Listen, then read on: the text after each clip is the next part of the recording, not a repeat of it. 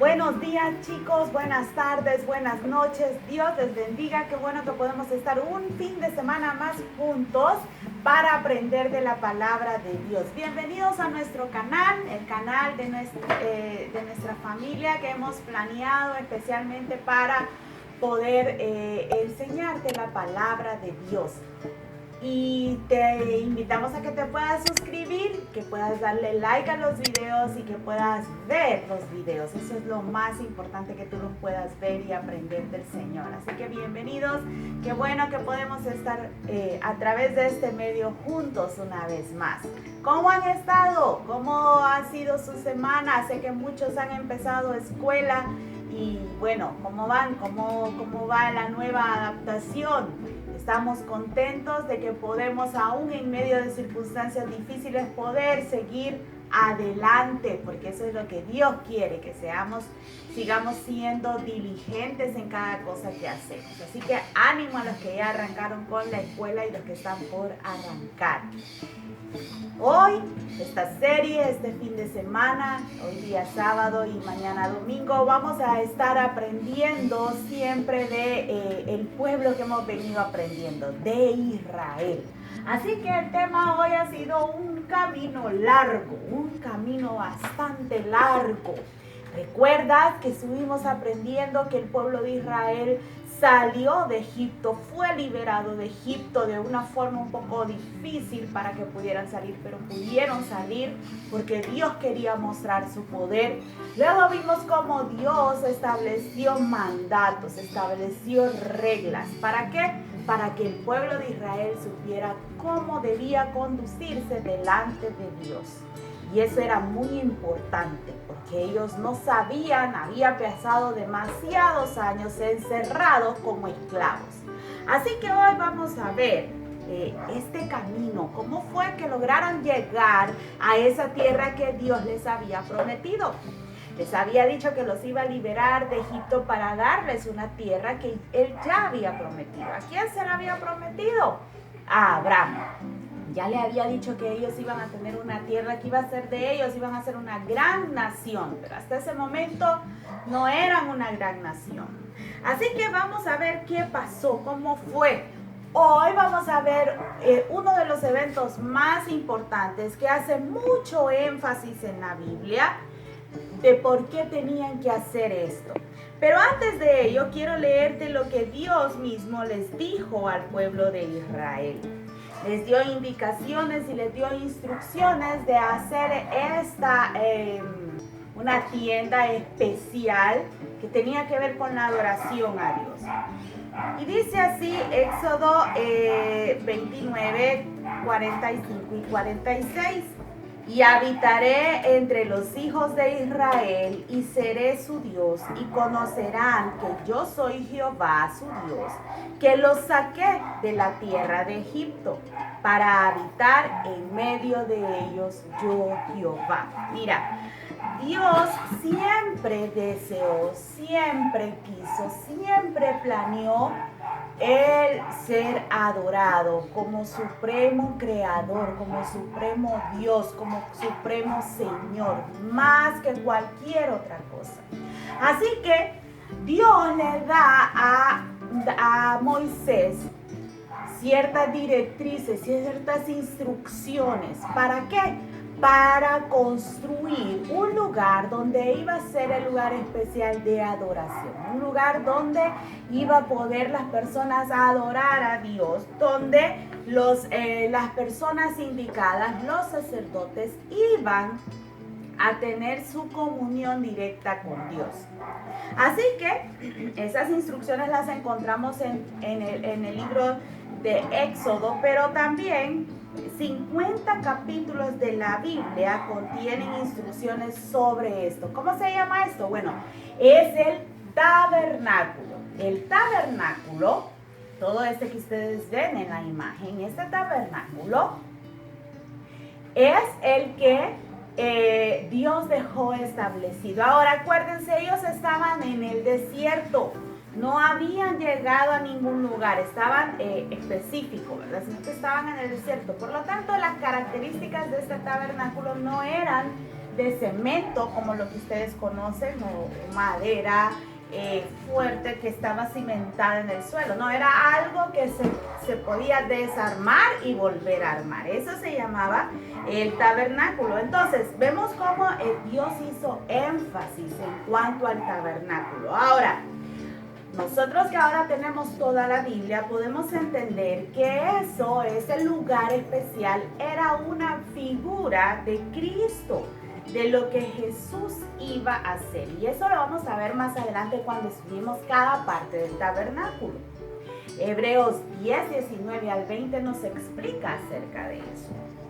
Entonces, ese tabernáculo, ese lugar que tú miras aquí en la foto, establece el lugar donde habita o estaba la presencia de Dios. Ahí era el lugar especial donde Dios mismo estaba presente allí.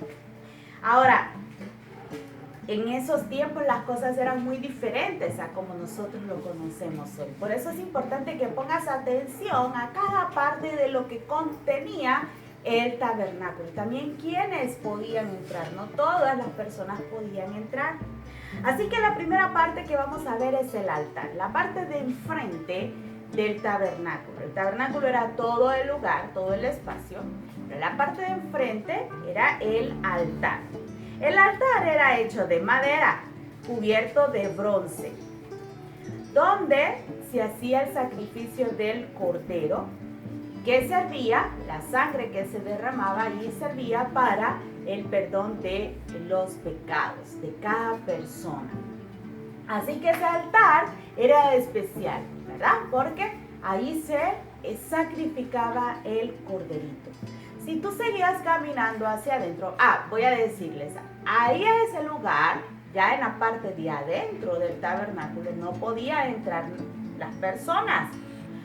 Solamente podrían entrar los sacerdotes y había un lugar especial donde solamente podía entrar el sumo sacerdote, el que estaba más arriba de todos los demás sacerdotes. Así que en este espacio que les estoy explicando ahorita podían estar los sacerdotes.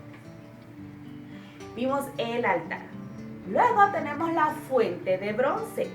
Capítulo 30, versículos 17 al 21 de Éxodo nos explica. Estaba ubicada entre el altar del holocausto y la puerta del tabernáculo. Digamos que la primera parte, esa era la segunda parte. ¿Qué se hacía en esa fuente de bronce? Allí los sacerdotes se purificaban, lavaban sus manos, se limpiaban y se purificaban para poder entrar al lugar santo. Recuerda, hay muchos nombres y por eso es bueno que observes cada imagen que estamos presentando. Esta parte que vamos a ver ahora se llamaba lugar santo. El lugar santo también tenía elementos muy importantes. En esta parte entraba el sumo sacerdote. ¿Para qué? Para darle adoración a Dios cada día. Y allí teníamos, o sea, al entrar a ese lugar estaba la mesa de la propiciación. Capítulo 25, versículos 23 al 30. Sobre ella estaban colocados 12 panes en fila, hacia arriba, ¿verdad? 12 panes, 12 tortas. ¿Qué representaban estos 12 panes o estas 12 tortas en esa mesa? Cada tribu del pueblo de Israel. Dios los amaba y Dios quería suplir cada una de sus necesidades. Ese pan representaba cómo Dios se encargaba de suplir sus necesidades. Recuerda, en ese tiempo de desierto, de ese camino tan largo, Dios les proveyó maná. ¿Te acuerdas de esa lección? ¿Sí? Dios les proveía. Por eso, esa mesa tenía un significado, como Dios proveía alimento. Así que ahí siempre tenía que haber 12 tortas de pan. Luego de la mesa de la propiciación tenemos el candelabro de oro. De este lado, el candelabro de oro, lo puedes ver ahí, era especial. Este no era una vela normal, era muy especial, que proporcionaba luz también para los sacerdotes que ministraban. Y también representa la luz de Cristo, como la luz de Cristo iba a alumbrar al mundo entero. Cada uno de los velas y las cositas que lleva esta vela, este candelabro, tiene un significado también. Este candelabro era de oro.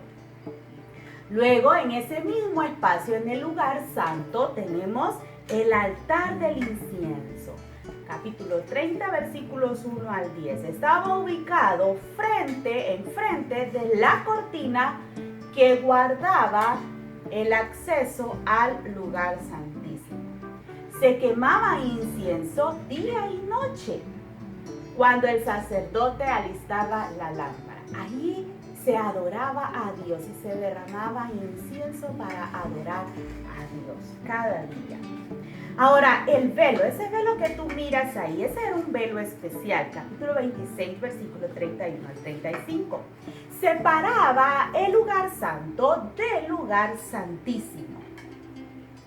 Y era bien grueso, 10 centímetros de grueso de espesor, bastante ancho. Imagínate una tela de 10 centímetros. Agarra una regla y mira cuánto es 10 centímetros. Esa era el grueso de esa tela. Ahora, ¿por qué era tan gruesa? Mira, se impedía el acceso a la presencia de Dios, excepto el único que podía entrar por esa tela tan gruesa era el sumo sacerdote, el principal de los sacerdotes. Su vida tenía que ser una vida santa, impecable delante de Dios. Tenía que llenar muchos requisitos. Ahora, esto es muy interesante. ¿Sabes qué sucedió con este velo de 10 centímetros el día que Cristo Jesús murió por tus pecados y por los míos? ¿Sabes qué sucedió? El velo se rasgó, el velo se rompió. Y esta es la parte donde podemos comprender que todo este tabernáculo, todo el lugar santo, el lugar santísimo, era una representación de Cristo. ¿Sabes por qué? Porque a través de Cristo, tú y yo tenemos acceso directo a Dios. ¿Recuerdas para qué servía el velo? Para impedir que alguien entrara. Solo el sumo sacerdote podía entrar. Ahora, tú y yo tenemos acceso directo a Dios. ¿Cómo así? Sí, tú y yo, cuando creemos en Jesús, el Espíritu Santo de Dios mora en nosotros. Y nosotros podemos hablar con el Padre directamente, podemos orar y hablarle y Él nos escucha. ¡Qué hermoso! En aquel tiempo no. Las personas tenían que ir donde el sacerdote y decirle los pecados que habían cometido. Tenían que ir donde el sacerdote y pedirle que pidiera perdón a Dios por sus pecados. Por eso era que ese tabernáculo establecido allí en el desierto por Dios era muy importante. Luego que pasaba ese velo especial, tenemos el arca del pacto. Mira, este arca del pacto era una especie de un cofre. Adentro de él estaban tres cosas, tres elementos importantes. Uno eran las tablas de la ley. ¿Recuerdas? Aprendimos la semana pasada las tablas de piedra hechas por Dios, donde estaban los mandamientos. Dentro del arca del pacto estaban las tablas. Luego encontramos una vasija con el maná, una fuentecita donde adentro estaba el maná. ¿Por qué el maná? Recordando la provisión de Dios para el pueblo de Israel en ese tiempo del desierto. Y también la vara de Aarón. La vara estaba allí. ¿Por qué estaba una vara? Por los milagros que Dios había hecho para liberar a su pueblo. Todo eso lo encontramos en el capítulo 25, 10 a 16. Y otros más porque te dije 50 capítulos nos hablan de la estructura y de la función y del propósito del tabernáculo. Ahora, en ese cofre especial estaba colocado algo encima que era el propiciatorio, del capítulo 25, versículo 17. Era una cubierta del arca del pacto, era un lugar donde representaba que Cristo Jesús cubría los pecados de las personas, ¿verdad? Así que ese era el propiciatorio, lo que iba sobre el arca del pacto. Pero sobre el propiciatorio estaban 2 querubines. ¿Qué es eso? ¿Qué son los querubines? Son un orden angelical. Su función es guardar la santidad de Dios. ¿Sabes quién fue un querubín? Satanás. Satanás, cuando fue creado, era un querubín, pero él se rebeló contra Dios. Este orden angelical puesto por Dios tenía un propósito: guardar la santidad de Dios. Por eso tú miras allí la imagen, aquí están los 2 querubines. Ellos estaban protegiendo la santidad de Dios. Esa era la parte más importante, el lugar santísimo. Ahora, ¿cuándo el sacerdote entraba al lugar santísimo? Solamente una vez en el año podía el sacerdote entrar al lugar santísimo. ¿Qué hacía allí? ¿Por qué solo una vez entraba? Porque esa vez que entraba era para pedir el perdón de los pecados del pueblo. Era el tiempo especial donde se pedía perdón a Dios por los pecados. La presencia de Dios permanecía en ese lugar. Por eso te digo que hoy en día es muy diferente y es bueno que tú conozcas cómo fue Dios estableciendo la adoración para Él. Y también el hecho de que Él está dispuesto a perdonar nuestros pecados. Él estaba dispuesto a perdonar los pecados del pueblo de Israel, pero ellos tenían que creer en Él. Ellos debían de confiar en Él. ¿Cómo lo iban a hacer? Con todas estas instrucciones. Ahora, ¿por qué es tan importante que hablemos de eso si estamos hablando de un camino largo? Bueno, este tabernáculo ellos tenían que tenerlo en cada lugar que estaban. Si estaban ahí del monte Sinaí, se movían para otro monte, tenían que agarrar todas esas cosas y llevarlas al otro lugar y volver a establecer ahí ese tabernáculo. Entonces, por eso era tan importante que conocieras un poco acerca de el tabernáculo. Ahora, Dios hoy en día, después de que Cristo vino para morir por tus pecados y por mis pecados, tú y yo tenemos entrada directa a Dios. Tú y yo tenemos acceso directo a Dios. Así que, qué hermoso es que no necesitamos ir a un lugar especial donde tenemos que decirle a alguien lo que hicimos malo, sino que ahora se lo podemos decir directamente a Dios. Podemos ir a donde Él y decirle las cosas en las que hemos fallado. Podemos ir a donde Él y decirle cuánto le amamos. Podemos ir a Jesús y decirle que le adoramos. Qué hermoso privilegio el que Dios nos permite tener.